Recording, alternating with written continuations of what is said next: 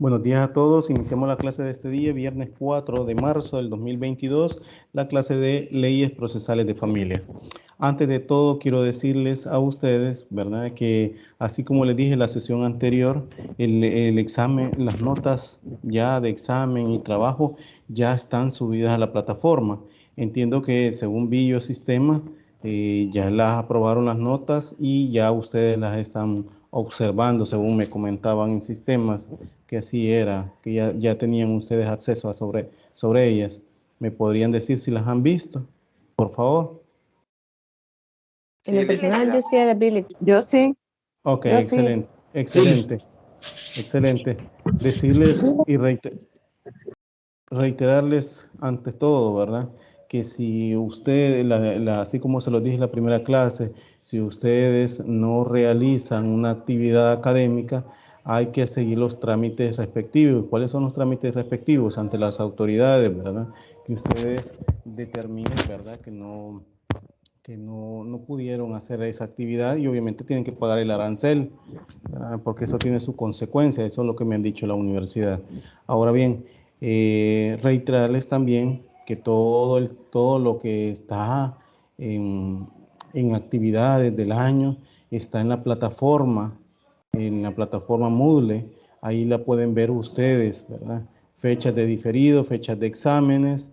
Reiterarles también que el examen pues, próximo que nos tocaría ya para la siguiente sesión, parcial segundo, es el 18 de marzo, ¿verdad? O sea que estamos hablando dentro de 2 viernes, para que ustedes retomen, estén viendo lo de las clases.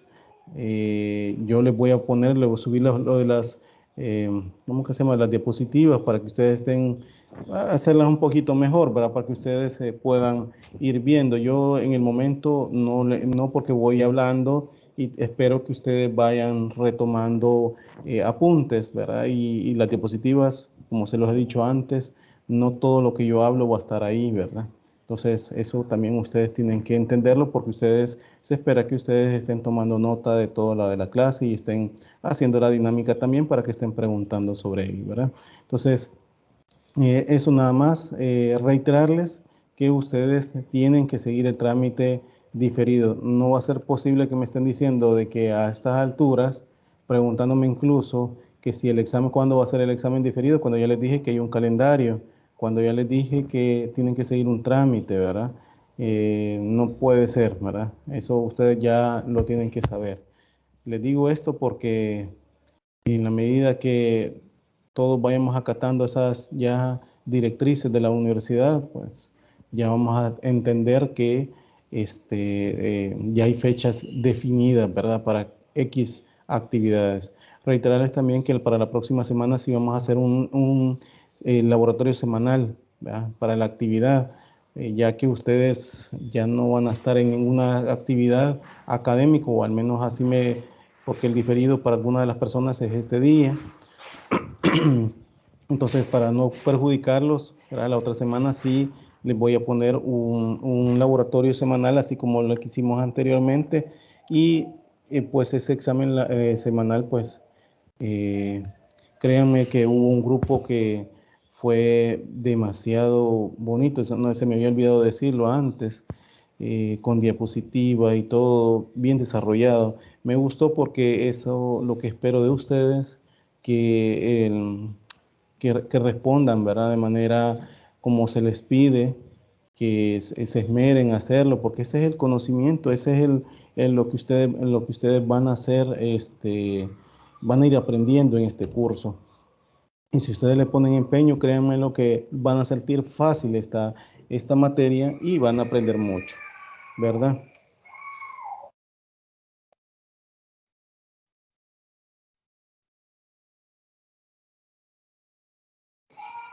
Permítame, permítame.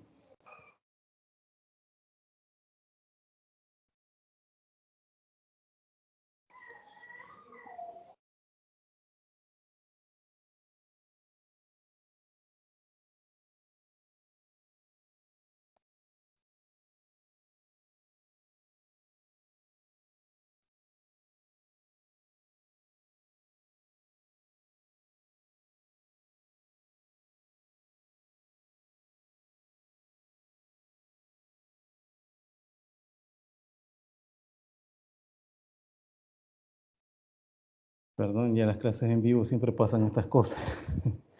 Bueno, como les decía, esos eran los puntos en los cuales yo tendría que decirles a ustedes, ¿verdad? O reiterarles para que ustedes puedan seguir el curso y en la mejor manera posible para que también ustedes tengan esas indicaciones establecidas, ¿verdad? No sé si hay preguntas hasta esto. ¿Hay preguntas? ¿Me escuchan? No es todo claro.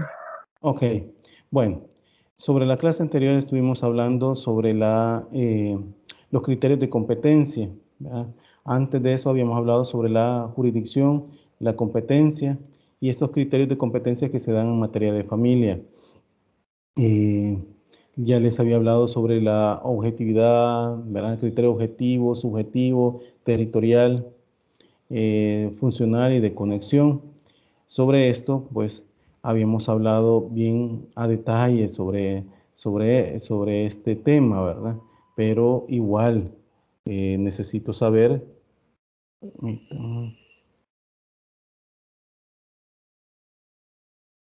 necesito saber si hay alguna pregunta hasta el momento sobre esto, ¿verdad? De lo que hablamos de los criterios de subjetivo, objetivo, funcional, territorial, ¿verdad? Si no voy a seguir con el trámite, que era siempre con respecto a esto, pero más que todo sobre el domicilio, aunque no obstante esta situación, ustedes también la van a retomar en la materia de civil personas, ¿verdad? Porque ahí también se ve sobre el domicilio de la persona, valga la redundancia, y pues aquí no escapa, pues porque es un aspecto de competencia ante los juzgados de familia, ¿sí? Bueno, no hay preguntas con respecto a lo que habíamos hablado antes de esos criterios, que yo tenga necesariamente que ahondarlos más. Los Buenos días, escucho. Lick. Fíjese que Ajá, buenos días, dígame. sí, referente a la clase anterior, usted mencionaba, ¿verdad?, de que acerca del domicilio, siempre se veía, pues, para determinar el criterio de competencia del juez, del domicilio del demandado. Pero Ujú, yo me confundí un poquitito, Lick, cuando hablamos de la Cámara, por ejemplo, de conocer sobre de Lepina.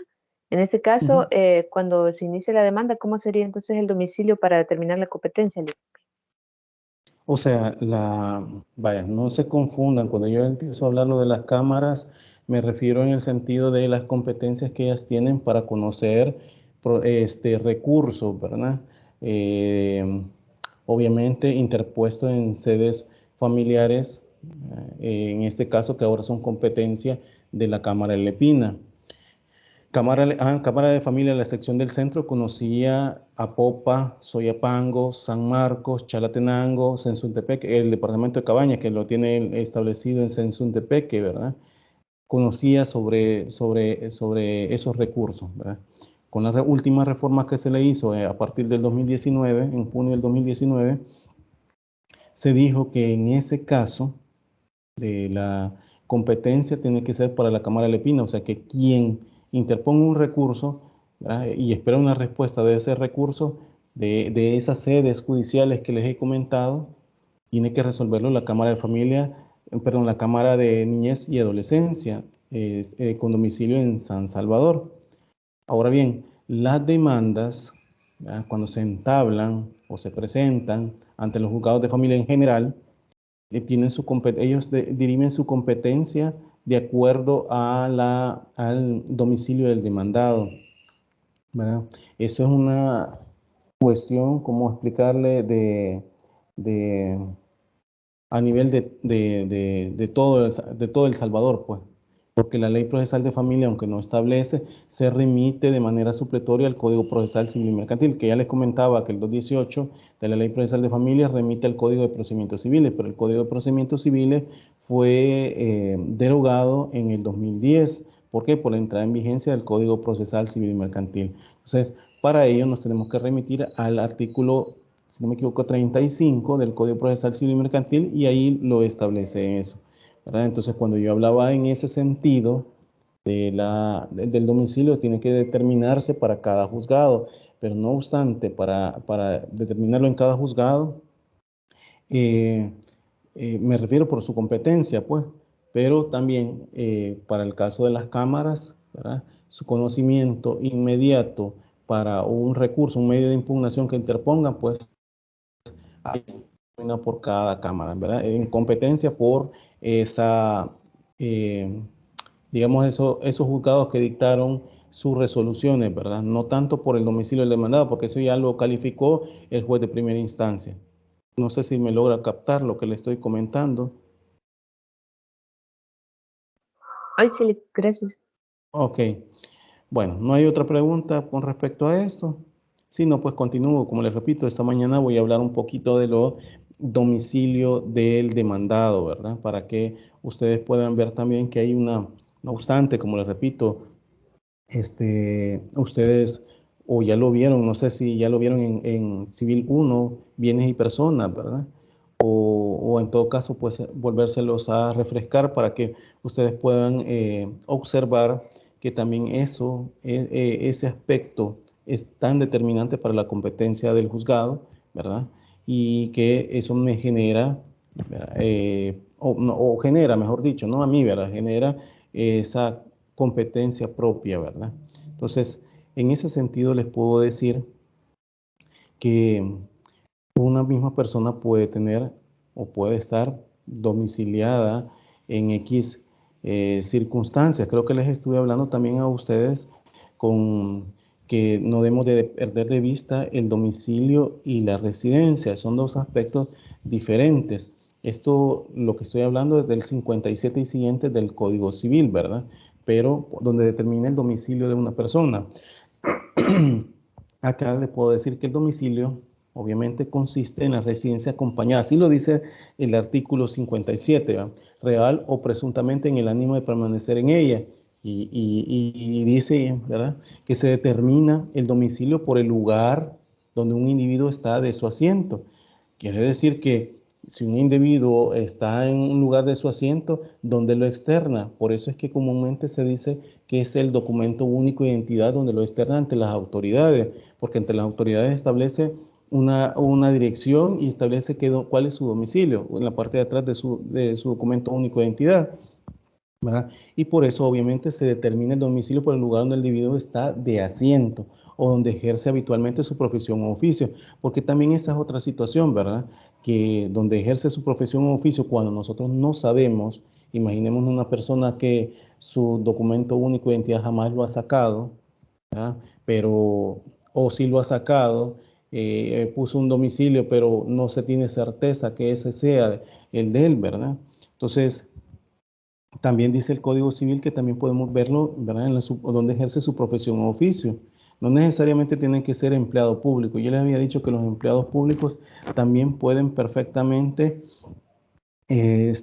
bueno, que todo, así lo dice el Código Civil, ¿verdad?, que todo empleado público tiene su domicilio en el lugar donde ejerce sus actividades laborales, ¿verdad? Entonces, ahí estamos hablando también, pero también para personas que ejercen su profesión o oficio, y así lo dice el 60, ¿va? También ahí se puede determinar, ¿verdad?, que ejerce habitualmente pues su domicilio o también el lugar donde ha manifestado las autoridades municipales su ánimo de permanecer. Pero cuando estos artículos hablan de autoridades municipales, se entendía que por la cédula de identidad personal que antes la emitían las alcaldías municipales. Hoy en día ya no. Hoy es el DUI-Centro, ¿verdad? Que obviamente es el RNPN, ¿verdad? Entonces, para eso de los empleados públicos también debo decirles que también, ¿verdad? Esto lo establece, que les había comentado, establece el artículo 64 civil, que tienen su domicilio en el lugar donde desempeñan sus funciones. Y así lo dice, las personas y sociedades de cualquier género en el lugar donde están situadas su dirección o administración, para que ustedes puedan ver, ¿verdad? También sobre este caso, la jurisprudencia ha establecido como ejemplo de ello cuando a una persona se le ignora el lugar de residencia y se podrá emplazar en el lugar de trabajo, pues, porque así lo dice el 64 civil y por lo tanto, pues, debe conocer el juez, ¿verdad?, de ese lugar donde se establece. Hay muchas sentencias dictadas por la sala de lo constitucional de la Corte Suprema de Justicia, donde mencionan que hacen esa separación, ¿verdad? Que no hay que confundirse domicilio y residencia, porque no siempre van a coincidir, porque puede ser que ustedes estén de paso en un X lugar y ahí tengan su residencia temporal, al igual que puede ser que también tengan un domicilio temporal, como también por su profesión, también por ser empleado público, puede ser que porque usted no vive en el país y vino a residir un corto tiempo y ahí estableció su domicilio, etcétera. Pueden haber muchas situaciones para eso. Y por esa situación es que hay que determinarlo, puntualizarlo. ¿Para qué? Para la competencia del juzgado. Como les dije en la clase anterior, en la Ley Procesal de Familia, en su artículo 34, establece reglas referente al domicilio del demandado. Y estas reglas, como se los dije antes, ¿verdad? Ustedes en la lectura de ese artículo pueden ver, por ejemplo, en el inciso primero de este mismo artículo 34, establece que cuando el domicilio del demandado fuera conocido, se notificará y se emplazará personalmente o por esquela. ¿Qué quiere decir con eso? Que ya en la demanda se establece el domicilio y el lugar donde reside o donde desea ser emplazado, ¿sí? Porque generalmente donde se pide que sea emplazado es en su residencia o en su trabajo, ¿verdad? Así los han establecido, así lo han determinado en su mayoría ante los tribunales, ¿verdad? Las personas, ya sea autora o por medio de su apoderado. También esta otra. Si el domicilio del demandado se encontrara fuera de la sede donde tiene su asiento el tribunal, se procederá incluso pues a emplazarlo mediante provisión o exhorto. ¿Se acuerda cuando estuve hablando yo de esta que no se puede delegar, es indelegable, ¿verdad? Todas las acciones, pero el juez acá también puede, el juez o jueza de familia, ¿verdad? Puede auxiliarse mediante provisión o exhorto. Y pues porque obviamente el lugar donde se está pidiendo el emplazarlo está dentro de la sede donde está el tribunal y obviamente se tiene que auxiliar de los juzgados de paz, ¿verdad? Para realizarse eso. En todo caso, pues ante la corte por medio de relaciones exteriores cuando es exhorto, ¿verdad? Eso, digamos, es la segunda regla que establece ese 34. El 34 también habla si el domicilio del demandado se encontrara en el extranjero, se procederá, pues, así lo dice, de conformidad a lo dispuesto en los tratados internacionales o en su defecto mediante suplicatorio, ¿verdad? Entonces, obviamente, como les dije a ustedes, también da esa pauta para que pueda perfectamente auxiliarse, ¿verdad? Por medio de relaciones exteriores o Corte Suprema de Justicia, que son instituciones que hacen el enlace ¿para qué? Para que la institución, consulado, embajada, pueda realizar ese acto de comunicación. De ahí pues que se da la interrogante, porque se puede dar la interrogante, ¿verdad? ¿En qué momento del proceso el domicilio determina la competencia? ¿Competencia de quién? Del juzgado de familia, ¿verdad? Y en eso pues debemos de entender, ¿verdad? Que en la normativa, ¿verdad? Hace ver que también pues el juez también puede perfectamente hacer su análisis de todo lo que se determine para la competencia, o sea, el análisis obviamente por disposiciones del Código Civil. ¿Para qué? Para determinar ese domicilio del demandado. Y ahí podemos ver, ¿verdad? Que ese domicilio del demandado pueden establecerse, ¿verdad? De que pueden incluso ser varios jueces competentes, como en el caso de unión no matrimonial.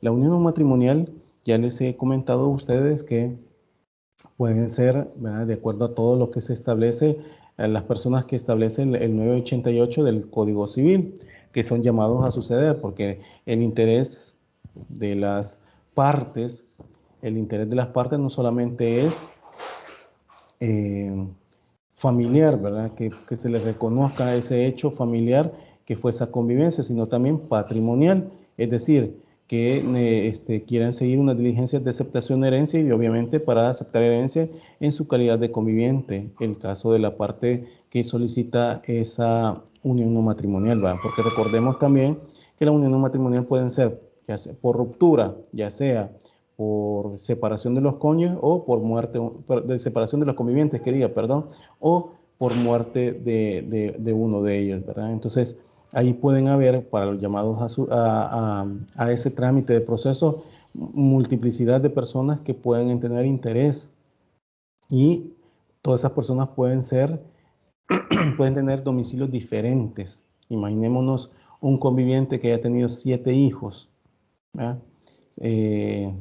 Hermanos, madre, padre, porque en la primera línea son el padre, la madre, los hijos, ¿verdad? La esposa y el conviviente, dicen esa primera línea, el 988. Entonces, ahí podemos ver que también pueden haber varios domicilios de las personas y que pueden determinar la competencia de un juez. Pero un juez no puede venir a decir que una de las partes es San Salvador, otra parte de La Unión, otra parte es San Miguel, otra parte es Santa Ana, y decir, yo soy incompetente porque uno de ellos es Santa Ana, uno de ellos es San Miguel, por decir un ejemplo. Entonces, pero aquí pueden haber esa situación. Podemos también entender de que el examen liminar que hace el juez a partir del 42 de la Ley Procesal de Familia, a partir del 181 del Código Procesal Civil y Mercantil, cuando son casos de personas domiciliadas que no tengan domicilio, que sea un domicilio ignorado, ¿verdad? Entonces se hace una investigación también para eso. Pero no obstante esa situación, que el 181 del Código Procesal Civil y Mercantil dice que se debe hacer una investigación previa. ¿Para qué? Para, eh, para determinar si admite o no la demanda, ¿verdad? Porque una vez que sea admitida la demanda, el juez ya no puede declararse incompetente. ¿Por qué razón? Porque ya prorrogó su competencia. Porque puede ser que puedan haber 2 jueces, como les dije, pero con solo el hecho de que la persona se le ordena su emplazamiento para contestar la demanda, desde ese momento, pues obviamente ya está, o sea, admite la demanda, ordena su emplazamiento, ya el juez ya se calificó como, prorrogó su competencia, se calificó como el idóneo para seguir conociendo la causa, ¿verdad? Debemos de tomar en cuenta también que la cita o emplazamiento para contestar la demanda constituye al emplazado en la obligación de seguir el litigio ante el juez, que para él competente el tiempo del emplazamiento. Previene obviamente la jurisdicción del juez. Eso debemos de tomarlo en cuenta en ese sentido, ¿va? Se puede decir también que en lo que determina la competencia de un juzgado es el emplazamiento para contestar la demanda, ¿ya? Porque si ustedes han logrado ver esos autos donde el juez ya ha calificado su competencia, es decir, verifica si la demanda ha reunido todos los requisitos del artículo 42, ¿verdad? Entonces, una vez su consecuencia que la demanda reúne todos los requisitos del 42, su consecuencia es que admita la demanda y ordena el emplazamiento, ¿verdad? El emplazamiento, como le dije, las reglas que establece el 34 de la Ley Procesal de Familia, ¿verdad? Y obviamente lo que se puede decir para determinar la competencia de un juzgado es el emplazamiento para contestar la demanda. O sea, el demandado ha sido llamado porque el emplazamiento se le realizó, ha sido llamado para que llegue al tribunal, ¿verdad? O en todo caso, si se envió por medio del notificador, ya se le entregó su demanda y todo, y pues tenga conocimiento de ella y obviamente conteste la demanda de acuerdo a lo que se le pide ahí. Ahí van a ver que van a ir supuestos para la contestación de la demanda, pero indistintamente de eso, para verificar, ¿verdad? El demandado ahí se da cuenta que ha entablado una demanda en su contra y pudiendo en ello entablar, ¿verdad? Con la excepción de la incompetencia, porque aquí, si bien es cierto, el juez ya calificó su competencia con la admisión de la demanda, pero la parte demandada tiene la posibilidad de poner excepciones a partir del 50 de la Ley Procesal de Familia y determinar, ¿verdad? Y siguiente, ¿verdad? Y determinar que el juez es incompetente. Claro que tiene que determinar él con prueba fehaciente que su domicilio no es donde el juez es competente territorialmente para conocer de ese proceso. Una vez que se determina, obviamente el juez se va a dar lugar a la excepción dilatoria de incompetencia a razón del territorio y lo va a mandar al juez que el demandado ha dicho que es competente, ¿sí? El fundamento de este título pues se da en el momento incluso pues en que las partes, estoy hablando actor y demandado o demandante y demandada, o demandado tiene igual derecho al acceso a la justicia, pero para lo que se refiere, ¿verdad?, que necesita que el Estado tutele sus intereses, ¿verdad?, y que le concede ciertos privilegios, ya que desde el momento eh, que entabla una demanda en su contra, lo hace de una manera forzada. En cambio, para el actor su intervención lo hace por iniciativa propia, es decir, contrató los servicios de un abogado o se fue a una institución como la Procuraduría o universidades que dan asistencia gratuita y que ellos van a hacerlo y a partir del domicilio del demandado ahí se entabla, ¿verdad? Entonces hay una iniciativa propia del actor o demandante, pero del demandado no, forzada porque tiene que contestarla a partir del emplazamiento que se hace. Y de ahí pues el título de la competencia del domicilio pues se fija del domicilio del demandado, ¿verdad? Ahora bien, debo decirle, a pesar que también les estuve hablando de pluralidad, ¿verdad? Como el caso de la unión no matrimonial, ¿ah? Pueden existir varios domicilios. El que tiene incluso el domicilio en dos lugares distintos puede ser demandado en cualquiera de ellos, ¿verdad? Como les dije, el de la unión no matrimonial. Y incluso, ¿verdad? Este aspecto de verificarlo, o sea, todos los juzgados tienen que tomar y saber que, bueno, si la parte de manera por iniciativa se ha ido a San Salvador y no a San Miguel, donde es uno de los competentes, los demandados, ¿verdad? Obviamente el juez pues va a dar el trámite así, ¿verdad? Entonces, ¿por qué? Porque son competentes ambos, ¿verdad? Eh, en el caso de diligencias de jurisdicción voluntaria, algunas son determinantes para establecer la competencia, porque en el caso de diligencias de jurisdicción voluntaria que estuvimos hablando, que no hay contención, sin embargo, la ley procesal de familia y otras leyes especiales como la ley transitoria del registro del Estado familiar en su artículo 64 establece competencias específicas para supuestos de partidas de nacimiento que están inscritas en diferentes partes de todo el país, registros del estado familiar, ¿verdad? Entonces, en ese sentido, dice 64 de la ley transitoria que les estoy comentando, que debe ser el juez de familia cercano al registro del estado familiar, ¿verdad?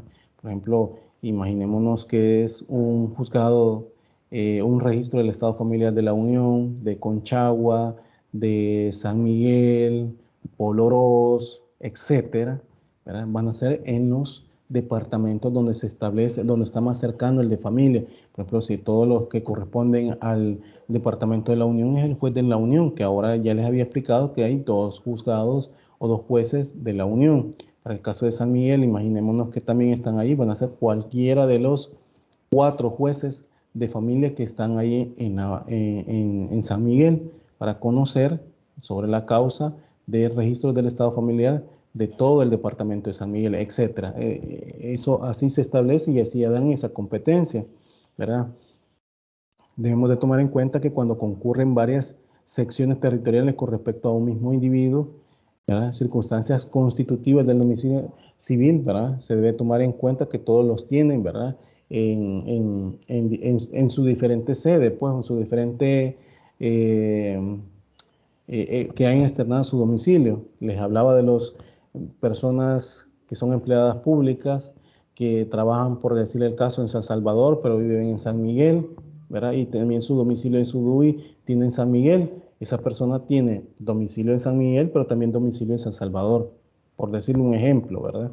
O su profesión no sea empleado público, pero su profesión y tampoco tenga su DUI, o si tuvo su DUI, tampoco el lugar donde ha establecido ahí es certero, ¿verdad? Por donde lo había puesto, sino que es San Vicente, por decir un ejemplo. Entonces, puede haber esa situación también, que una misma persona ejerce su profesión, pero también tiene en San Miguel, ¿verdad?, su domicilio, o no lo haya establecido, pero por su profesión, como les había hablado antes, ¿verdad?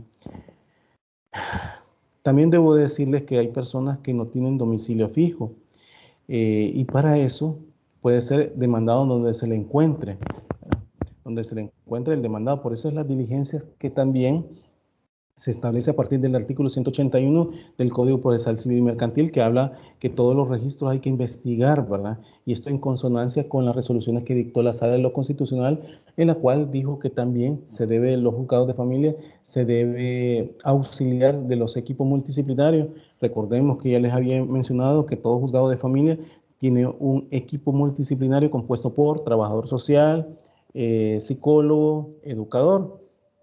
Pero lejos de eso, el trabajador social anda en su carácter de investigativo, ¿verdad?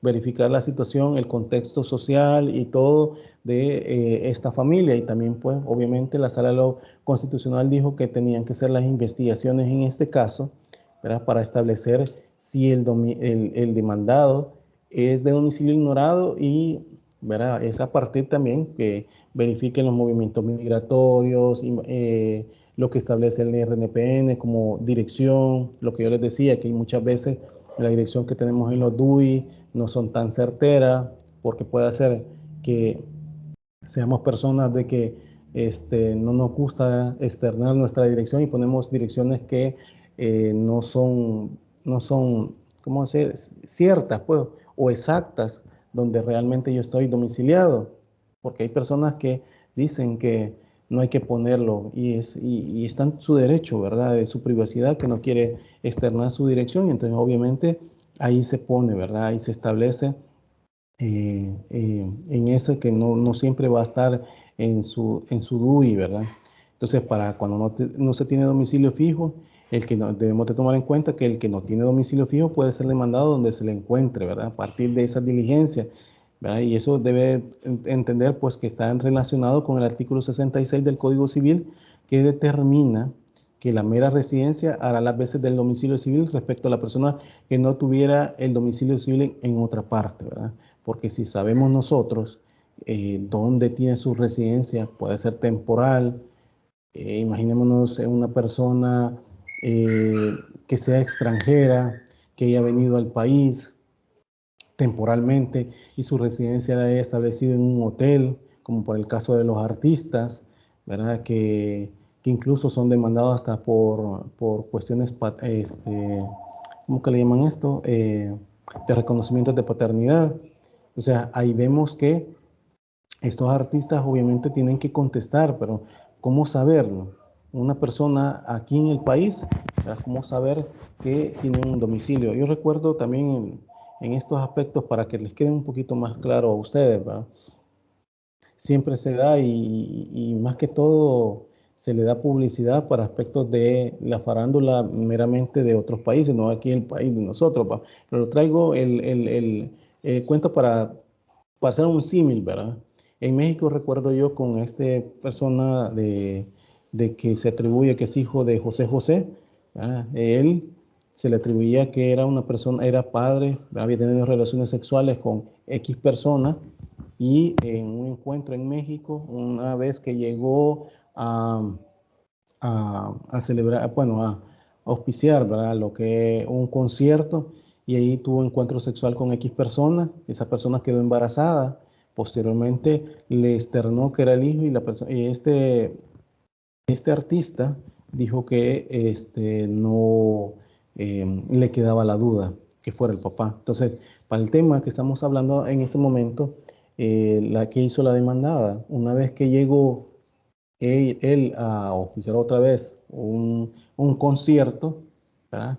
Dijo que se le tomó en cuenta la residencia temporal que tuvo en un hotel, ¿verdad? Y ahí se fue emplazado. Ahí se fue determinó la competencia, ¿verdad?, del juez, obviamente, para admitir una demanda y para hacer el conocimiento al demandado de lo que se le estaba haciendo. Entonces, por eso pongo este ejemplo que fue verídico, pues, y en México, ¿va? Que es una que nos escapamos nosotros para también que los tribunales de esa forma se puede ver, porque aquí lo establece el artículo 66, ¿verdad?, del Código Civil, y como les digo, donde establece que la mera residencia hará las veces de domicilio civil respecto a las personas que no tuvieran domicilio civil en otra parte, ¿sí? Para que se entiende el ejemplo que les he dado, ¿verdad? Porque puede pasar en esas situaciones también para nosotros acá en el país. ¿Se logra entender el ejemplo que les he dado? Licenciado, entonces acá en El Salvador también se puede tomar como, digamos, el juez puede admitirlo, el domicilio temporal. Sí, sí, por eso les decía, van a haber supuestos en los cuales pero no vamos a saber de personas, por ejemplo, que vienen del extranjero, o por ejemplo, personas que sean salvadoreños y que no tienen su domicilio aquí en el país, sino que lo tienen en otro país, ¿verdad? Entonces, ahí podemos ver nosotros que no tenemos certeza dónde está domiciliado, pero si sabemos que el domicilio temporal lo tenga aquí en el país, ¿verdad?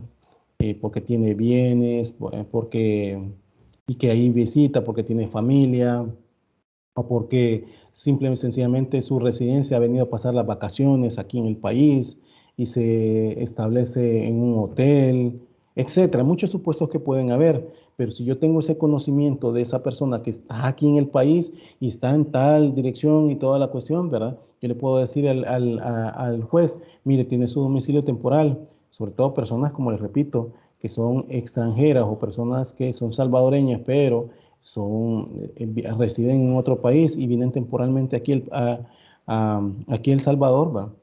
Entonces ahí podemos ver que el momento propio para poder entablar una demanda es cuando tenemos conocimiento de eso y le pedimos al juez, mire, hágalo de esta forma porque él está aquí en el país y tiene tal residencia o domicilio temporal, ¿sí?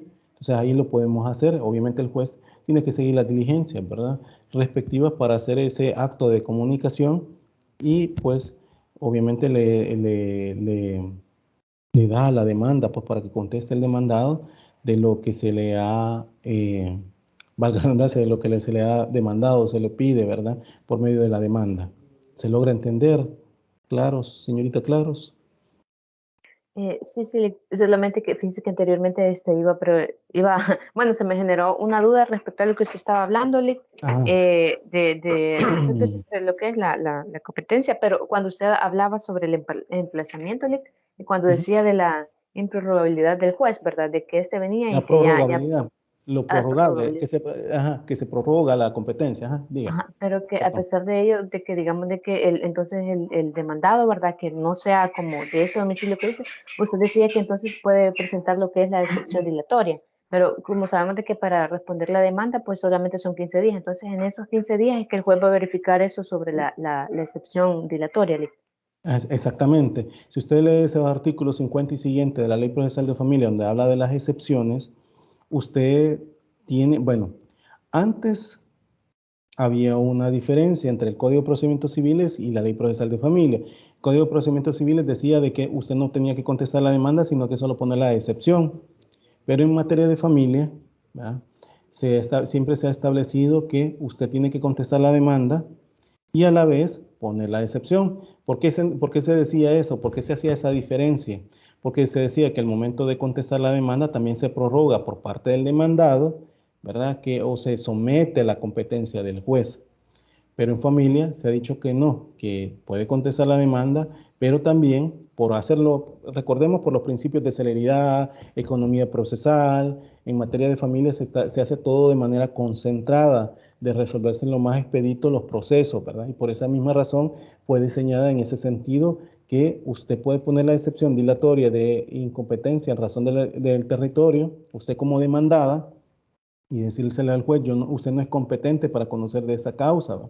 Pero lo debe de poner usted en la contestación de la demanda, ¿verdad? En esos 15 días, en efecto, así como usted me dice, ¿verdad? En esos 15 días tiene que ser el análisis, ¿verdad?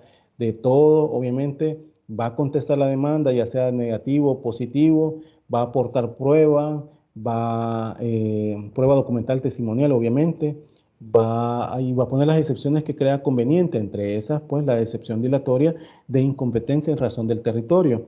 Y eso en la cual el juez obviamente tiene que dar el trámite. El juez cuando le da el trámite es específicamente en estas excepciones, porque recordemos que después de la contestación de la demanda sigue otro acto procesal que debe ser el juez. ¿Y cuál es el otro acto procesal?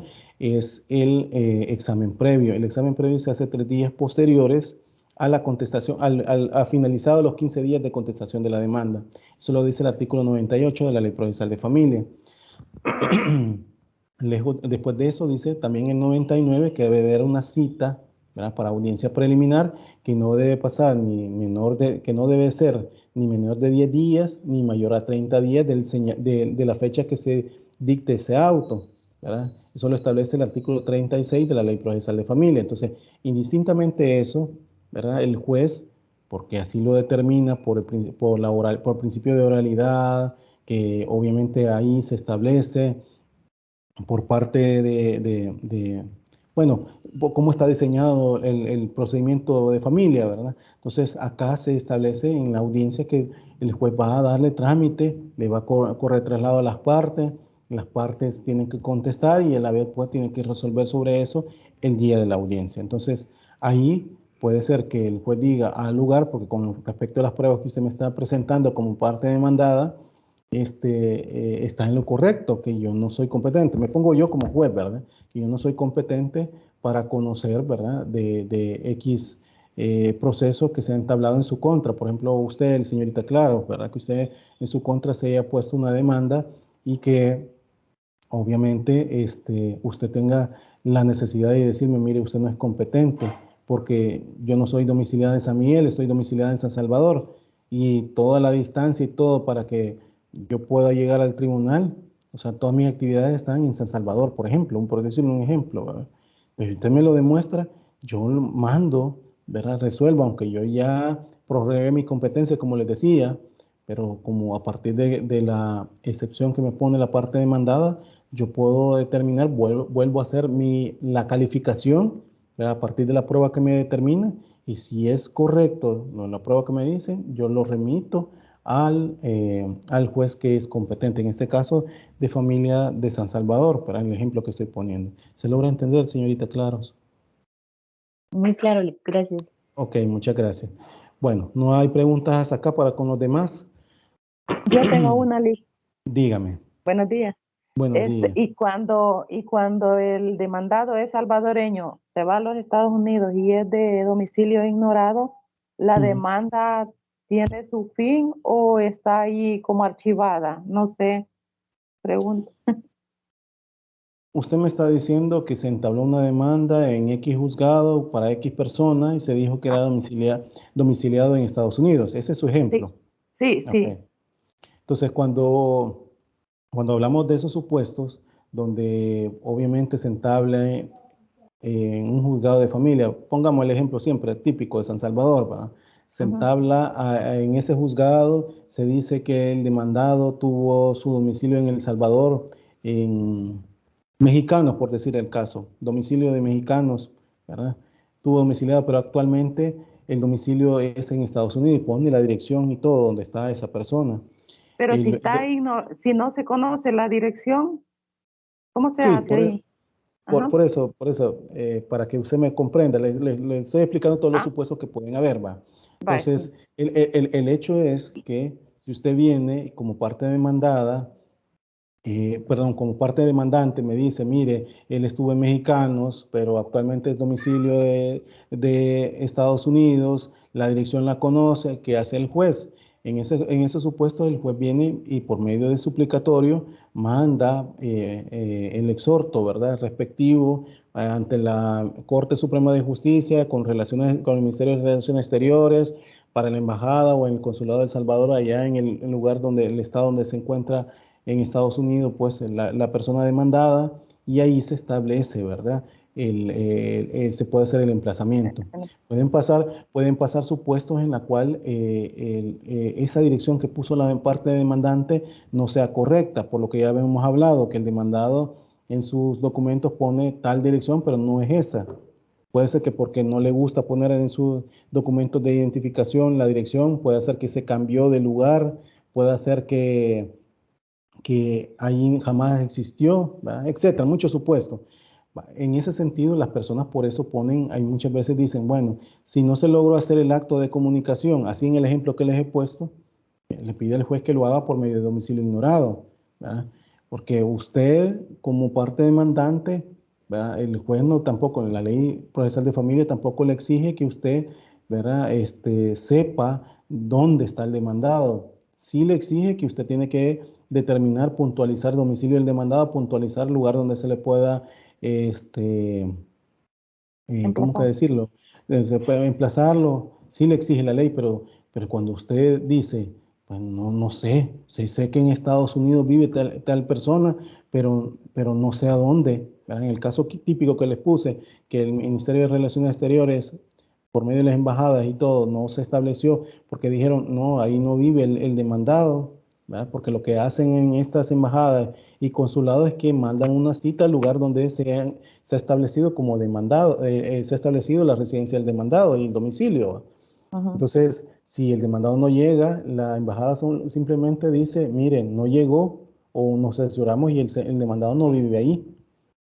Entonces, y usted pide domicilio ignorado, pues sí, la consecuencia del domicilio ignorado es que se haga el emplazamiento por medio de edicto. No sé si ustedes han visto unos Ah, edictos que ya. aparecen en el periódico.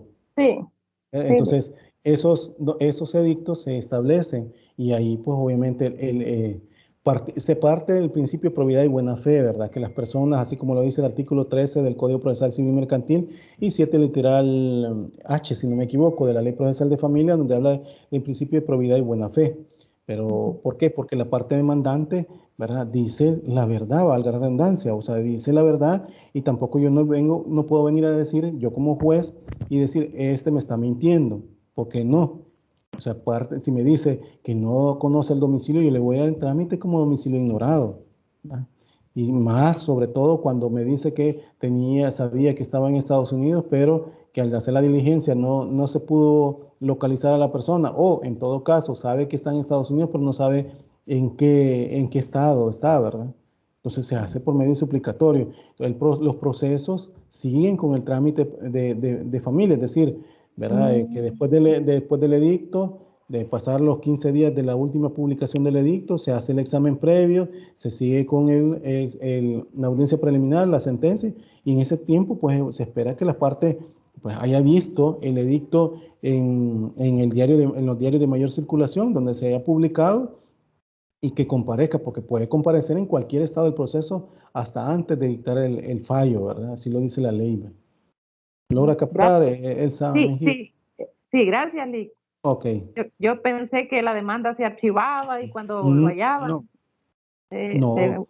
ajá, bye.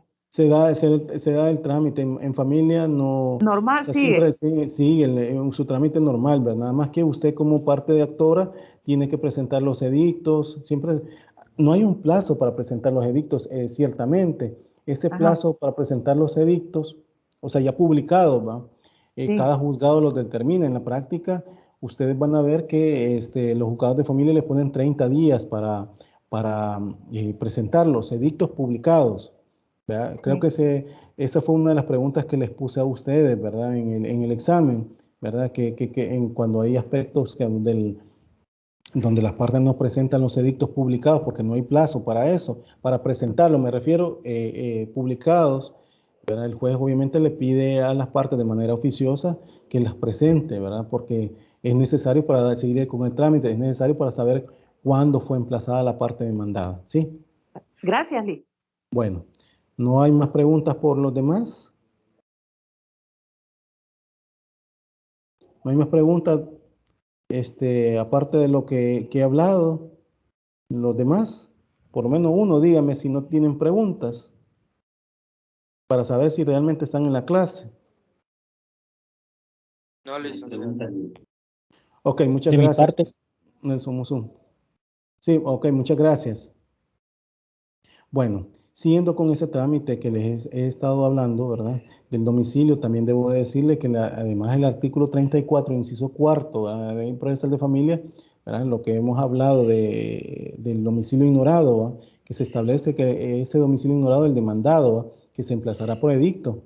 En este artículo establece pues que por medio de la doctrina dictada incluso por la Corte Suprema de Justicia, se establece que en los procesos de familia no se configura la incompetencia en razón del territorio por no tener un domicilio determinado a la parte demandada. Es decir, ustedes vengan y me dicen, entablan una demanda imaginémonos en San Miguel, ¿ah?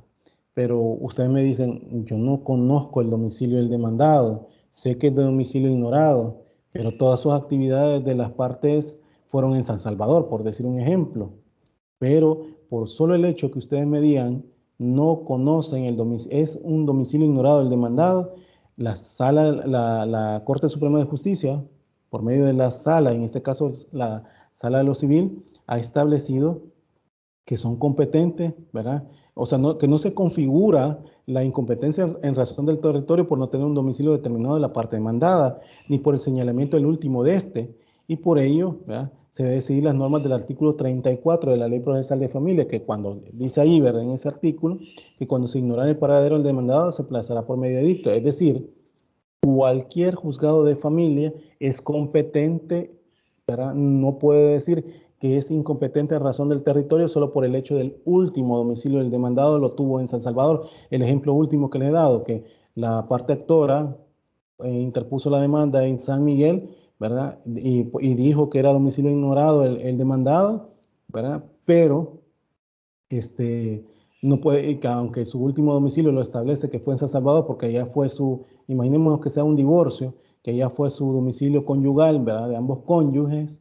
Entonces, allí pueden decir, no, el Samiel, yo soy incompetente y lo mando a San Salvador, por decirle el caso. No puede ser eso, porque la Sala de lo Civil de la Corte Suprema de Justicia dijo que en esos casos de domicilio ignorado, conoce perfectamente cualquier juez de familia de El Salvador, ¿verdad? Cuando me refiero a El Salvador, me refiero a todos los departamentos de El Salvador, ¿verdad?, que son competentes, donde están establecidos cada juzgado de familia.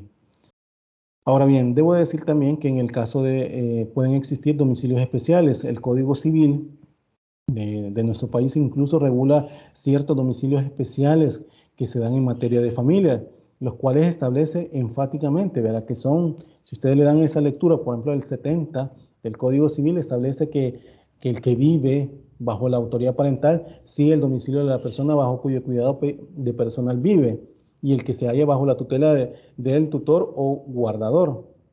Es decir, si estamos hablando de una persona, de niñas, niños o adolescentes que están sujetos a la autoridad parental, o incluso de personas que conforme al artículo 245 del Código de Familia se le haya restablecido la autoridad parental o se le haya prorrogado la autoridad parental, porque cuando hablo de este supuesto que se le haya restablecido o se le haya prorrogado, es el supuesto de personas, por ejemplo, personas con discapacidad, niños Down, niños con problemas mentales, etcétera, que obviamente ya hay un proceso donde se declara, y también estudio donde se le declara incapaz, ¿verdad?, por su discapacidad, aunque la ley habla de incapaz, recordemos que es un término peyorativo. Sin embargo, tanto el Código Civil como la Ley Procesal de Familia lo establecen de esa forma, pero sin embargo, si son niños, niñas o adolescentes que se les haya hecho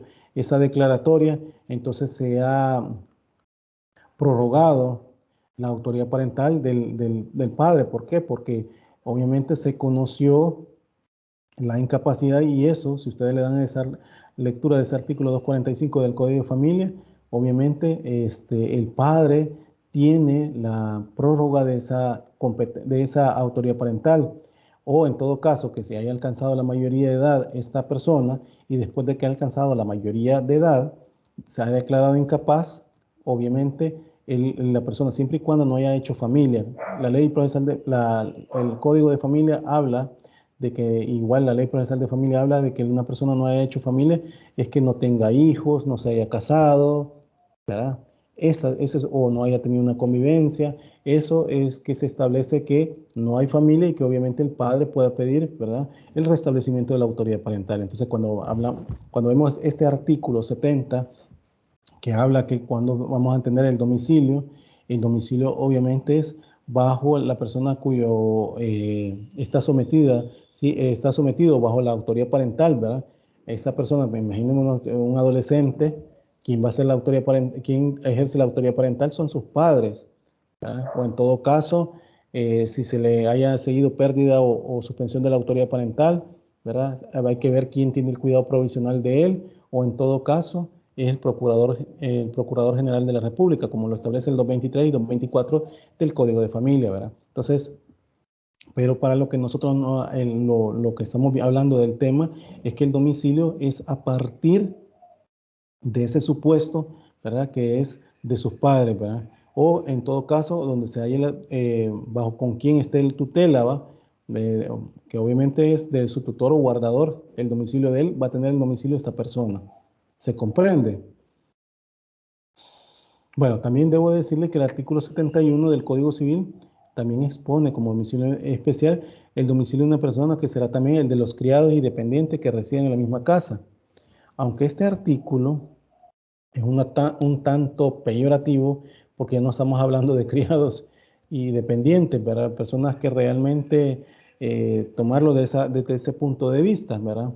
Eh, Debemos de tomarlo. ¿Por qué? Cuando habla de criados y dependientes estamos hablando de personas que, empleados domésticos, estamos entendiendo de personas que dependan perfectamente de las personas que conviven ahí, ¿verdad? En ese lugar. Entonces, en la doctrina dictada por la Corte Suprema de Justicia, siempre por la Sala de lo Civil, ¿verdad? Cuando resuelve un conflicto de competencia, menciona que cuando se trata de un menor, o sea, de niña, niño o adolescente, y se necesita un derecho que afecte o beneficie solo a esta población, es decir, niña, niño o adolescente, se toma como domicilio el de la persona que tiene bajo su potestad, ¿verdad? Y por consiguiente es competente el juez para conocer de dicho caso donde está domiciliado también este niño, niño adolescente, ¿verdad? Entonces, eso para que ustedes lo tomen en cuenta.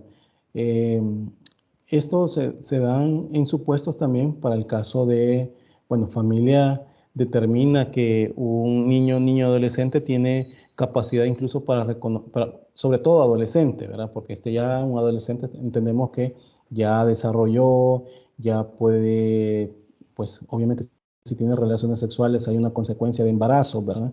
Entonces, en ese supuesto, pues obviamente si pasa un embarazo así de adolescentes, obviamente tiene que reconocer al hijo, pero ahora con la reforma que se le hicieron al Código de Familia en el 2017, esa reforma se dijo que obviamente hay una violación y no puede ser tampoco que se tenga que obligar a que la persona pueda casarse, ¿verdad? Entonces, ¿hay alguna pregunta que me cae en un mensaje?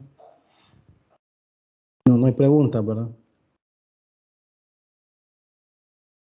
Creí que me había caído porque me sonó. Bueno, se logra captar lo que les estoy diciendo a ustedes con respecto a eso. Porque la ley procesal de familia habla de que una persona, un adolescente, ley procesal de familia y código de familia, ¿verdad? Es, digamos, puede hacer un reconocimiento de un hijo, ¿verdad? Por su grado de madurez, etcétera, ¿verdad? Pero hoy en día, con ese supuesto, con esas reformas que se le hicieron en el 2017 de la ley del Código de Familia, no se puede ni casar, ¿verdad? Porque así lo establecía el 14, inciso último del Código de Familia, ni tampoco, obviamente, si reconoce, se tiene, o ya sea por violación o estupro, dependiendo del tipo penal que maneje eh, la Fiscalía General de la República, pero es un delito, ¿verdad? Tener relaciones sexuales, ya sea de persona mayor con un adolescente o viceversa, o sea, que se haya entre ellos, ¿verdad? O entre mismos adolescentes, ¿verdad? Entonces, es un delito. Recordemos también que un adolescente puede perfectamente cometer un delito y se toma también como tal porque el Código Penal establece que puede delinquir a partir de los 12 años, ¿verdad? Entonces, ahí se puede tomar eso, ¿verdad? Que un adolescente puede haber cometido ya sea violación o estupro, dependiendo cómo se maneje el delito. ¿Se comprende? ¿Se logra comprender? Lili, Ujú. Ok, entonces, ese era el supuesto que les había comentado, ¿verdad? Eh, a ver, Marvin Miranda, dígame, Marvin Miranda. Sí, entonces, en teoría, lo del domicilio especial sería en caso de las personas incapaces, ¿verdad? No, Podemos hablar de personas, como les digo, es peyorativo hablar de incapaces, ¿verdad? Personas con discapacidad, pues, ¿verdad? Porque es el lenguaje inclusivo que nosotros debemos de manejar, pero indistintamente eso, personas, niñas, niños o adolescentes, ¿verdad? Que aunque este artículo que les estoy mencionando con lo de la lepina es un tanto reformado, porque en aspectos que tienen que ver con niños, niñas o adolescentes, allá en materia de lepina se dice que se tiene que tomar en cuenta el lado de la residencia del adolescente, ¿verdad? No por sus padres, ¿verdad? Que puede ser que coincida el lugar donde está sus padres, me explico, pero porque el Código Civil, así como el Código Procesal Civil y Mercantil, y en su momento el Código de Procedimientos Civiles que se estableció, es el tronco o materia, digamos, común que siempre se ha tenido, ¿verdad? Para establecer para las diversas materias, ¿verdad? Y ustedes saben que el Código Civil data de 1860, ¿verdad? Entonces, a ese hecho, eh, estas disposiciones han sufrido un tanto cambio sustancial, ¿verdad? Que las demás leyes lo han ido determinando, pero indistintamente eso, para ver domicilios especiales, en efecto, podemos tomarlo, ¿verdad? De que a partir de que sea, pues obviamente los padres, sea persona que tenga un tutor, ¿verdad? Y que obviamente el tutor tiene que seguir el domicilio del tutor, porque el tutor obviamente es el que lo va a representar, etcétera. Lo podemos tomar en cuenta en ese sentido. Sí, se logra entender, Marvin Miranda. sí, ahora sí. Ok. Bueno, no sé si hay más preguntas. Si no, pues continúo. Debo decirles que también pueden haber una sumisión de las partes, ¿verdad? Esta sumisión de las partes opera en dos formas. Una forma tácita y otra forma expresa. ¿Ah? Para poder hablar de sumisión tácita y expresa es necesario e importante, ¿verdad? Determinar primeramente que se debe entender por prórroga de la competencia, lo que les había establecido para una vez la calificación del juez en la admisión de la demanda o en todo caso también del demandado al no poner excepciones, ¿verdad? Ya que es una característica específica que solo se da en razón del territorio, ¿verdad? La finalidad de la competencia territorial es la de la consideración económica de facilitación y acercamiento del juez al justiciable, digamos a los dos o a alguno de ellos. De esta consideración emanan incluso, ¿verdad? Una característica de la competencia territorial, que es la prorrogabilidad. En doctrina, ¿verdad? Por regla general, la competencia territorial es prorrogable cuando el litigio versa sobre asuntos exclusivamente patrimoniales, ¿verdad? Aunque nosotros no estamos en cuestiones patrimoniales, ¿verdad? Estamos en cuestiones en contextos sociales, que pueden tener interés patrimonial, sí, ¿verdad? Como les decía, en unión matrimonial, en declaratorias judiciales de reconocimiento de paternidad, ¿verdad? Etcétera. En esos casos se estima que incluso pues, que el interés protegido es de las partes y la ley solo busca prorrogarle al juez que más cómodo le resulte, ¿verdad? Y por eso se admite con ello el libre juego de la autonomía de la voluntad privada. Cuando hablo de la autonomía de la voluntad privada es que las partes obviamente, ¿verdad? Buscan el juez que les sea competente y además que obviamente ellos mismos, a partir que no quieren desgastarse más, ¿verdad? No ponen las excepciones, ¿verdad? Pero cuando en cambio el litigio no versa exclusivamente sobre aspectos patrimoniales, se considera que aún la competencia territorial interesa al orden público y que es obviamente la administración de justicia la protegida y por lo mismo su régimen es imperativo. Hay así normas de competencia territorial prorrogables y otras que no lo son. Según la doctrina, ¿verdad? Podemos hablar sobre Eduardo Payares, por ejemplo, que menciona que la prórroga es la ampliación o extensión de la competencia que corresponde al juez, que corresponde a un juez incluso, ¿verdad? Así como el del término que la ley o juez conceda a las partes para ejercitar una facultad procesal o cumplir una obligación o cargas procesales. En la doctrina, la prórroga de competencia se conoce como prórroga de la jurisdicción. ¿Va? ¿Se acuerdan lo que estuvimos hablando de la jurisdicción? ¿Va? Entonces, por jurisdicción prorrogada, incluso Caravantes, ¿va? menciona que se entiende la facultad que ejerce un juez o tribunal que la tiene propia al conocer de ciertos negocios que no le están atribuidos por regla general, que han presidido a su institución, sino por las circunstancias que se sometieron, ¿verdad?, a su conocimiento por la voluntad de las partes.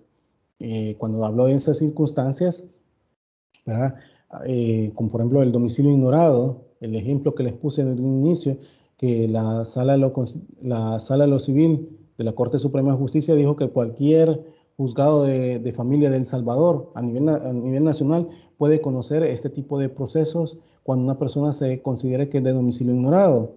Y en ese sentido, pues obviamente ahí llega sometido el juez, ¿verdad? El juez obviamente admite la demanda si reúne los requisitos, pero imaginémonos de esa investigación que establece el artículo 181 del Código Procesal Civil y Mercantil. Se determina que la persona no era domiciliada en San Miguel, mucho menos en San Salvador, sino que en Sonsonate. Entonces, ahí ya obviamente el juez llegó a conocimiento de una demanda, pero prorrogó su competencia a partir que la admitió, ¿verdad? De esa situación, podemos decir, ¿verdad?, formulan otros jurisconsultos, pues, que se siguen, pues, incluso que la prórroga de la jurisdicción, que mejor debía llamarse prórroga de competencia, ¿verdad?, porque así lo han dicho, y han mencionado que es el acto tácito expreso de las partes. ¿Por qué tácito o expreso de las partes? Esto es en virtud por el cual hacen competencia a un juez que conforma a las reglas generales de la competencia, que no lo es para conocer un juicio, sino cuando aquellas se someten a la jurisdicción, ¿verdad? Porque obviamente llegaron las partes ahí y dijeron, ¿verdad?, que es competente porque entabló la demanda en San Miguel, el caso que les puse. También pueden ser el caso de divorcios por mutuo consentimiento. Obviamente los cónyuges, desde el momento de esa autonomía de voluntad, también determinan X juzgado, y a pesar que sean diligencias de jurisdicción voluntaria, desde el momento que lo han promovido en X juzgado, se entiende que el juez es el que tiene que conocer, pues, porque no hay contención, pero sí hay un aspecto en el cual se tiene que conocer el juez, y obviamente aquí hay una prórroga, ¿verdad? La prorrogabilidad de la competencia, ¿verdad?, debemos de decir que se da de dos maneras. Cuando les dije tácita, se hace por actos u omisiones que presumen o que presuponen la voluntad de prorrogar, o como a una actitud pasiva de quien, pudiendo impugnar el defecto de la competencia, no lo hace, y de esa manera se prorroga. En el caso, les estoy hablando a ustedes, que el juez, caso que estamos hablando de domicilio ignorado, o en todo caso de una persona que se conocía el domicilio, pero se dijo que era de San Miguel y totalmente era de San Salvador, pero no puso la excepción dilatoria, de incompetencia. En ese caso, pues, tácitamente ha prorrogado la competencia del juez, ¿verdad? También el juez al momento de admitir la demanda, como les dije. También puede ser expresa, como acto de sujetarse, pues, a cualquier juez de la República o a un determinado diverso de competencia, pues, por la ley, o la que realiza por medio de una declaración escrita, es decir, hay una prórroga o sumisión expresa. En ese sentido puedo decir que cuando hablamos de lo de expresa, cuando los interesados renuncian clara y terminantemente al fuero que la ley les concede y designan con todo precisión al juez a quien se someten. Pueden hacerse incluso antes del juicio en instrumentos públicos o privados, y la práctica se ha dado también sobre el caso de ¿cómo que se llama?, de mutuo consentimiento, ¿verdad?, de divorcio de mutuo consentimiento, y tácitamente podemos decir que como sumisión, la cual es estructura cuando el actor vulnera la norma de la competencia y el opositor se somete a esa vulneración y no impugna. Cuando hablamos que no impugna, que no pone la excepción dilatoria de incompetencia, ¿verdad?, obviamente en la contestación de la demanda. En doctrina dictada por la Corte Suprema de Justicia, siempre por la Sala de lo Civil, existen ejemplos de cómo se da la prórroga de la competencia tácita en materia de familia, y ha establecido un sinfín. Aunque hablamos que la Sala de lo Civil y también corte en plena, porque para dirimir conflictos es la corte en plena. Cuando hablamos corte en plena, estamos hablando que no solamente los magistrados de la sala de lo civil tienen que decidir, sino que corte en plena, que son los 15 magistrados, ¿verdad? Que se espera que resuelvan, o en todo caso la mitad más uno, que serían 8 magistrados que dirimen esa competencia. Y así he establecido incluso que para dirimir competencia entre los dos jueces que se niegan ser competentes, deberá el expediente ser enviado a la Corte Suprema de Justicia. Lo ha establecido, y esas son normas específicas que se establecen, ¿verdad? Por parte ¿cómo que se llama? De la Ley Procesal de Familia, ¿verdad? Ustedes pueden ver del 63 y siguiente, ¿verdad? Donde habla sobre esto, y que obviamente que la Corte tiene que resolver, ¿verdad? Por eso es que se ha dicho que si para el caso la demanda no fuera contestada y no se dijo nada, pero sí se asistió a la audiencia preliminar, de ese momento quedó prorrogada la competencia, porque el demandado jamás puso la excepción en la contestación de la demanda, a pesar que la Ley Procesal de Familia da esa posibilidad de que el demandado, a pesar que no haya contestado la demanda, puede en cualquier estado del proceso apersonarse, ¿verdad? Puede ser en la audiencia preliminar, ¿verdad? Pero si no puso la excepción dilatoria, difícilmente ahí sí lo ha prorrogado. Y entonces, aunque asistió a la audiencia preliminar, desde ese momento queda prorrogada la competencia porque no contestó, no puso la excepción y a la vez se presenta. Y obviamente la sala ha dicho, bueno, la Corte Suprema de Justicia ha dicho que sin haberse tomado en cuenta la resolución de la Corte Suprema de Justicia, existen que una vez celebrada dicha audiencia no podrá alegarse ni oponerse a excepción de incompetencia.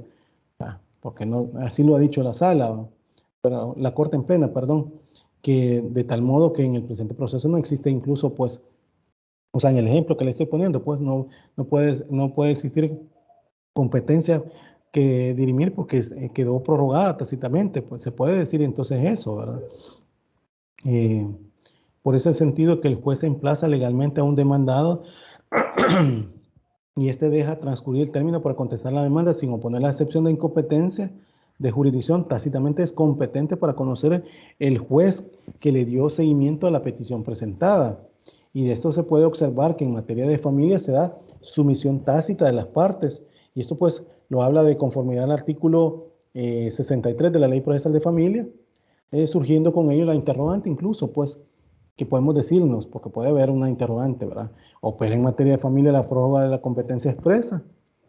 Podemos decir eso, y puede ser una pregunta de examen para ustedes, que yo les pueda preguntar, ¿opera en materia de familia la prórroga de competencia expresa?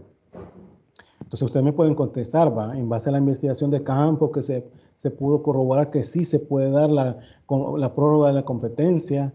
¿Por qué? Porque expresa en materia de familia y como ejemplo de ello, incluso podemos tener, ¿va? Si en un proceso de divorcio en donde las partes tengan su domicilio en la unión, pero en ello de mutuo acuerdo establecen que se someten a la competencia de un juzgado de San Salvador para poder divorciarse, expresamente ellos están prorrogando la competencia, ya que se están sometiendo clara y terminantemente a una competencia que no les corresponde en atención al fuero que la ley les concede, es decir,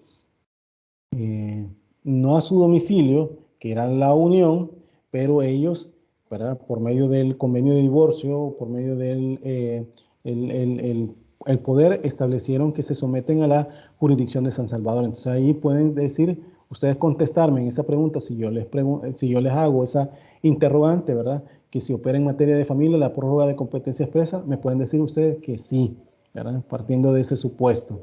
De ahí, pues, que se puede concluir que en materia de familia se da tanto la prórroga de competencia tácita y expresa, aunque esta última, la expresa, ¿verdad? Se dé con menos frecuencia, ¿verdad?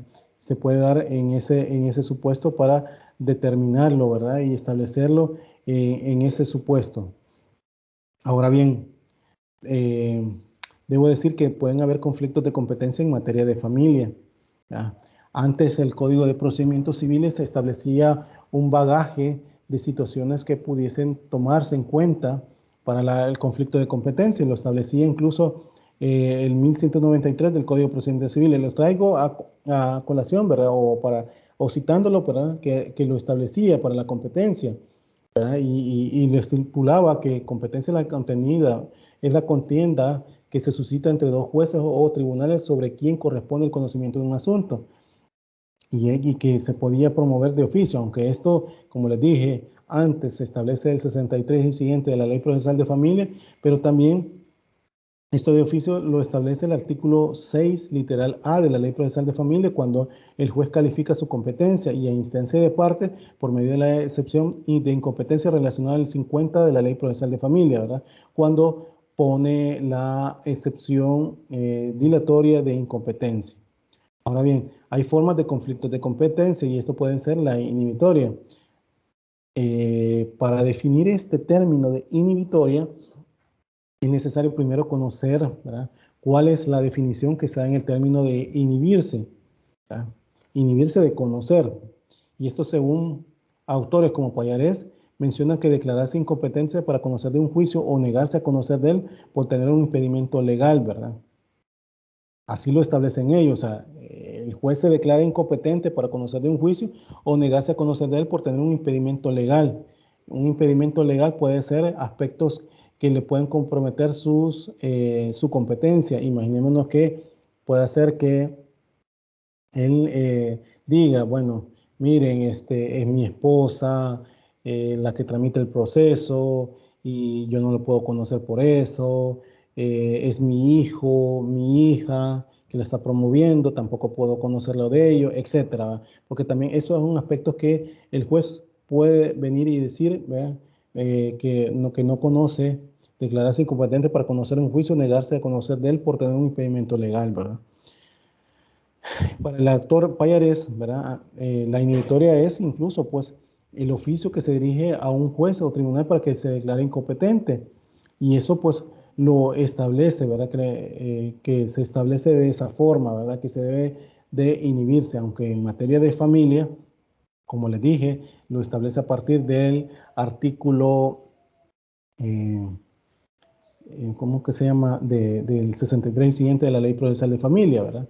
Ahora también la declinatoria de competencia también es otro aspecto en el cual que podemos entender incluso pues con este término. Podemos entender que este término para muchos autores, incluso para las disposiciones de nosotros, pues establece que es el medio procesal que la ley concede al demandado para hacer valer la incompetencia del juez que lo emplazó, pidiéndole que se inhiba el conocimiento por ser incompetente, ¿verdad? En este caso, obviamente, la de excepción dilatoria ¿cómo se llama? De incompetencia en razón del territorio del juez, ¿verdad? Que lo hace el demandado.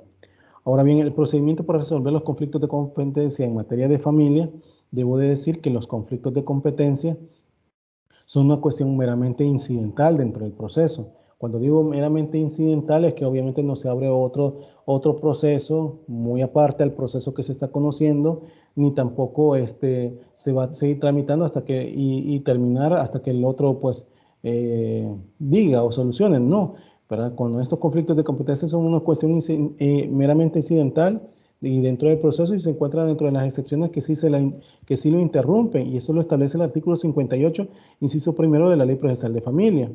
El procedimiento incluso para dirimir los conflictos de competencia en materia de familia se encuentran establecidos en la Ley Procesal de Familia, en el título tercero, capítulo segundo, la sección segunda, ¿verdad?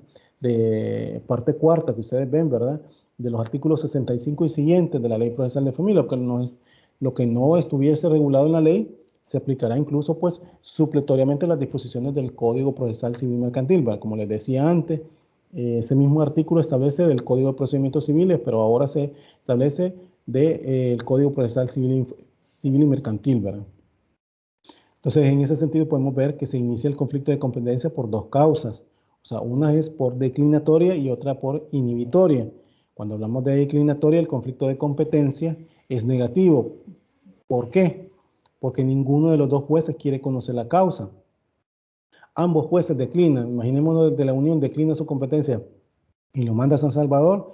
El de San Salvador dice no, ¿verdad?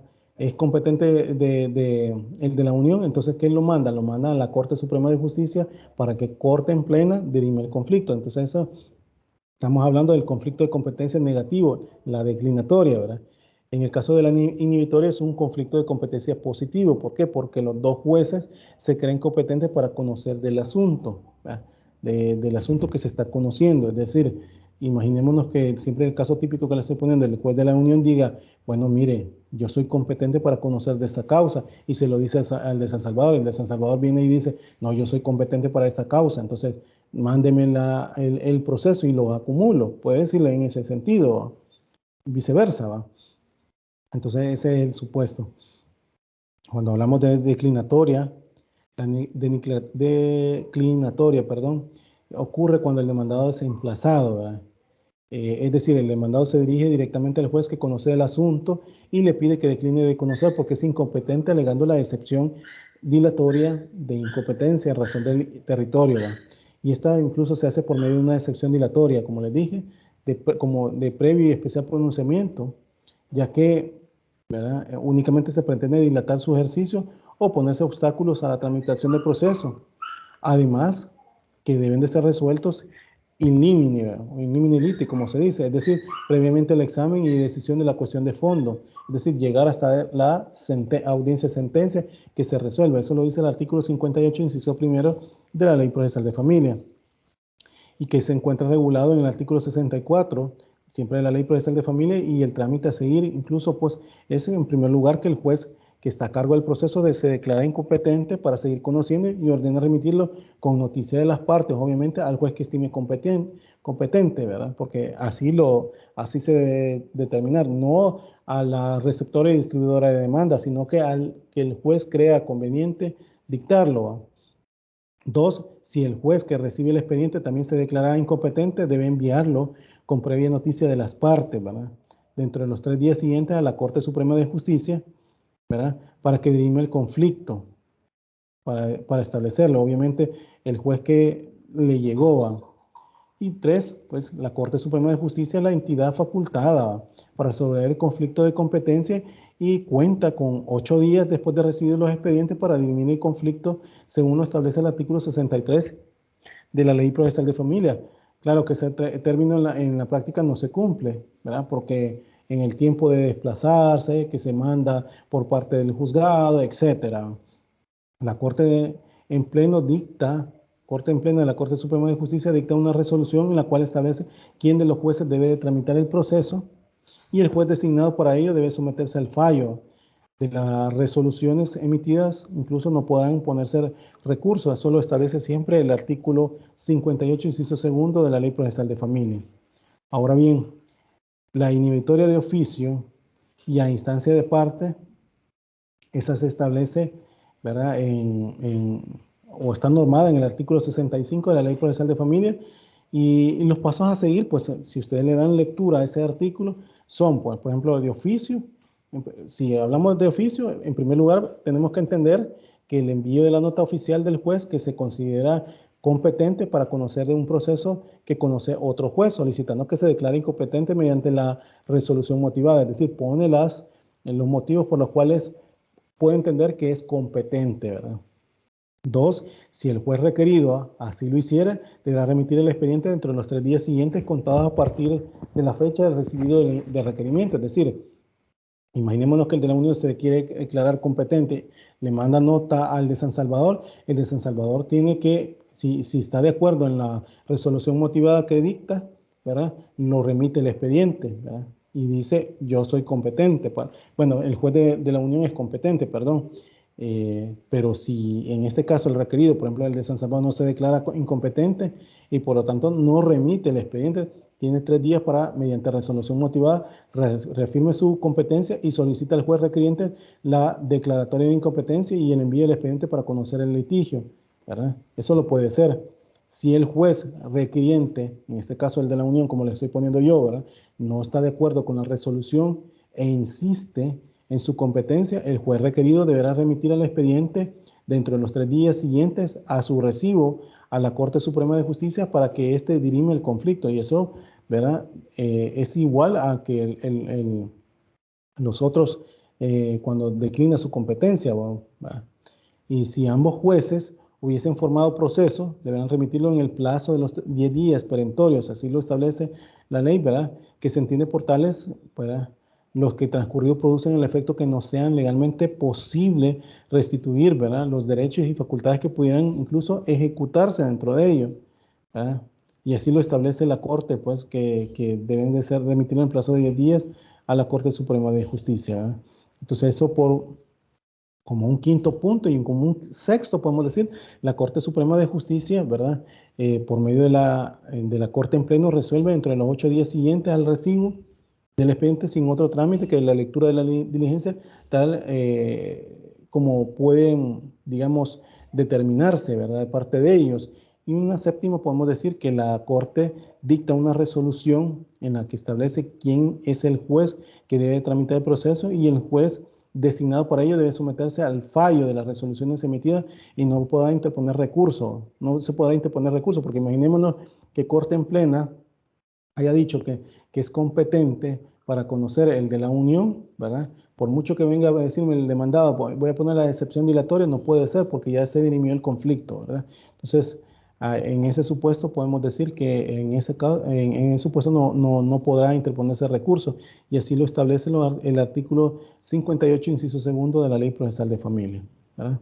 Entonces, para la otra semana vamos a seguir hablando sobre la instancia de partes, siempre y cuando se inhiban de conocer, ¿verdad? Ya veo que me he pasado de la hora, ¿verdad? Pero no sé si hay preguntas con respecto a eso, ¿verdad? Lo que hemos hablado esta mañana. Recordemos que debemos de estar haciendo la clase dinámica, que todos estén preguntando, que todos estén en sintonía. Si algo no les ha quedado claro, los videos de las clases están en la plataforma, para que miro que nadie los observa, porque como ya le había dicho que la plataforma los establece, se determina hasta eso, ¿verdad? Pero, o en todo caso, si ustedes no quieren seguir viendo, pues pueden preguntar en la siguiente clase. Dígame, Marvin Miranda. Sí, en lo último que mencionó, los últimos plazos que eran sobre que el expediente se iba a remitir en un plazo de 3 días a la Corte en pleno, a la Corte Suprema de Justicia, y 8 días Para que resuelva. En la pero práctica, mencionó un plazo de 10 días, no sé. sí, pero como estamos hablando de declinar la competencia o inhibirse, ¿verdad? Dos supuestos en los cuales, en el caso de que decline la competencia, ambos jueces, obviamente en 3 días tienen que remitirlo a la Corte Suprema de Justicia. Es decir, cuando declino una competencia, yo como juez de familia de la Unión declino mi competencia y lo remito al juez que creo que es competente, ¿verdad? Y en esos 3 días tengo que remitírselo a él. El juez de familia, a quien yo se lo remito, en el caso típico que les estuve poniendo yo de San Salvador, ¿verdad? Y dice, bueno, no soy competente, ¿verdad? Entonces viene ese juez de familia de San Salvador y dice, no es competente, pone su motivación fundamentada o motivada, ¿verdad? Su resolución motivada o fundamentada, y la remite a la Corte Suprema de Justicia. Entonces, en ese plazo que les estoy diciendo a ustedes, hay que remitirlo en 3 días, pero cuando se inhibe de conocer, son 10 días. Es decir, remitirlo porque hay 2 jueces que se creen competentes, 2 jueces que dan una motivación por cual creen que cada uno son competentes del conocimiento de X proceso. Entonces, la ley dice de 10 días para mandarlo, porque tanto como por ejemplo el caso que le estoy poniendo, la Unión, como de San Salvador, que ambos se están declarando competentes, ¿verdad? La inhibitoria, o sea, ellos para remitirlo tienen 10 días para remitirlo a la Corte por medio de su resolución motivada, y la Corte en ambos supuestos de que se inhibe o se decline la competencia tiene 8 días para resolver. ¿Resolver qué? La competencia de ambos juzgados, ¿sí? En la práctica, como les decía, los plazos no se cumplen. ¿Por qué razón? Porque, ¿verdad? Por el distanciamiento de los juzgados, ¿verdad? La Corte, por hacer notificaciones a las partes, que hay muchas veces no se pueden hacer, etcétera. No pasa, se pasa de ese tiempo, ¿verdad? Porque hay factores externos que en los cuales impiden muchas veces poder, y también sin dejar de lado la carga de trabajo, ¿verdad? De cada tribunal. ¿Se logra comprender, Marvin? Sí, Ok, si no hay más preguntas, pues me quedo hasta acá.